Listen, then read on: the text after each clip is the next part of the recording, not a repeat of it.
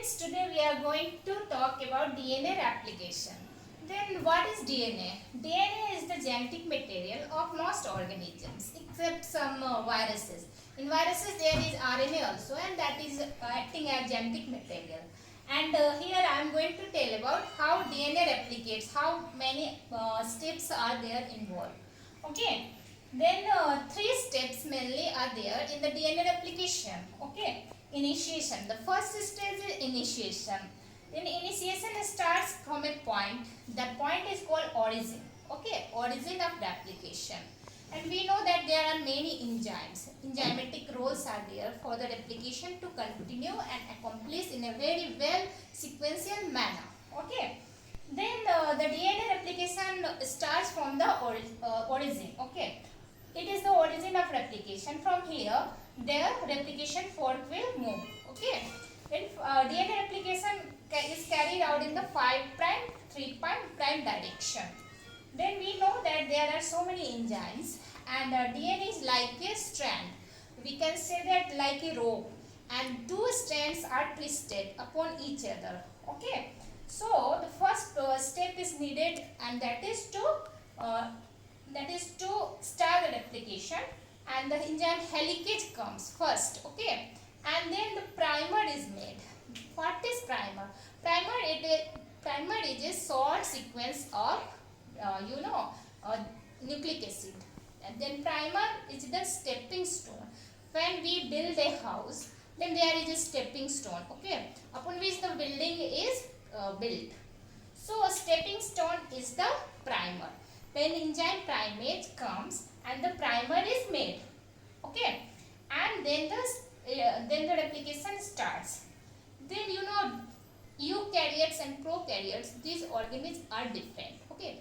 So in prokaryotic, the origin of replication is generally ORIC. Okay. And in eukaryotes, it is ARS. ARS sequence stands for autonomously replicating sequence. Okay. Then we know that ARS is in eukaryotes. It is the replication process where it starts. It means the origin of replication. And it is very AT rich. 80 are the nitrogenous bases. We know that there are 4 types of nitrogenous bases in the DNA. And it is adenine, thymine, cytosine and guanine. And we know that in 80 there is 2 covalent bond. So it is very easy to break these 2 covalent bond. Okay. But in the GC there are 3 bonds. Okay. So it is tough to break the 3 bond. So in the initiation process, first the role of helicase enzyme is there, and then the primase.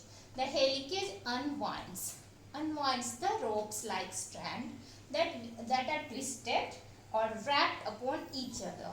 So the enzyme helicase comes and it unwinds. Okay. After that, the primer makes a short sequence of primer. Okay. And upon that, all the other bases, they are added. Okay. In the 5 prime, 3 prime direction. So first step is completed. Okay. Initiation. After that, the next step is elongation. The elongation process is also carried by so many enzymes, and ATP is very needed at that time. ATP is needed in all the three steps. Okay, because it is the energy which is provided to accomplish the DNA replication. We know that if we are going to drive a car, we need petrol. But in DNA replication, we also need energy. The role of energy is very crucial. So, in elongation steps, the replication moves forward, and the replication is going to happen very quickly by the addition of more nitrogenous bases. So, this is the template strand, and the new strand is formed. So, we know that the DNA replication is semi-conservative. In prokaryote, it is different. It is little bit different, and in eukaryote, it is little bit different. So, there are so many models in the prokaryotes. also, like rolling circuit model. Okay, because in the prokaryotes the DNA is in circular shape. So the replication starts and then a new strand is formed. Okay, and there are so many processes. Now the elongation has completed. After that, termination. So termination must be there so that the new strand which has been formed, one strand is leading strand, it is continuous, and the another is lagging strand, and it is also called Okazaki fragment because it is formed in small sequences and fragments are there. After that, it is joined by enzyme ligate. Okay, so one strand is leading strand and another is lagging strand. And after that, termination, in the termination step, there are sequences on the chromosomes, and they are generally tester sequence. When the replication fork move to this position, tester sequence, then the termination is there. It means that DNA is fully replicated and now the replication must stop.